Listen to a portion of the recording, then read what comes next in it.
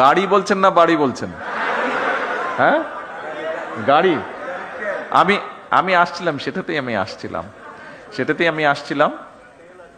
জি, Taylor driver, সেটাতেও আমি আসছিলাম। দেখুন,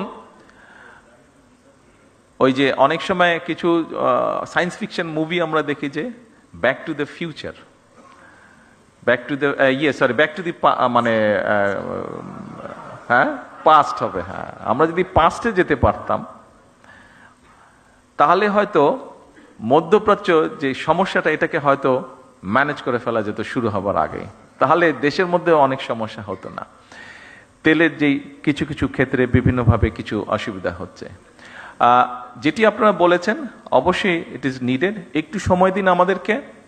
আমরা যেহেতু পিছন তো যেতে পারবো না, সামনে পিছনে যেই সমস্যাটা তৈরি হয়েছে এটার জন্য আরও সমস্যা তৈরি হয়েছে। আমাদেরকে অতিরিক্ত অনেক বেশি দাম দিয়ে দেশের মানুষ যাতে স্বাভাবিকভাবে সব কিছু রাখতে পারে, আমাদের যেরকম ভর্তুকির পরিমাণ বাড়াতে হয়েছে জ্বালানিতে, একইভাবে ইন্টারন্যাশনাল মার্কেট থেকে $2 বিলিয়নেরও বেশি ডলার দিয়ে আমাদেরকে ইমিডিয়েট তেল ক্রয় করতে হয়েছে। তার ফলে সরকারের বা জনগণের অনেকগুলো অর্থ খরচ হয়ে গিয়েছে।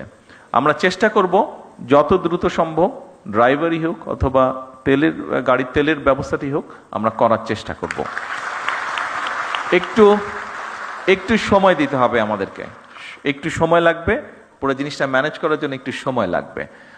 আপনারা একটু ধৈর্য ধরেন, ইনশাল্লাহ বাকিগুলো ধীরে ধীরে আমরা করব। তবে নিরাপত্তার বিষয়টি আমরা ইনশাল্লাহ ইমিডিয়েটলি দেখব।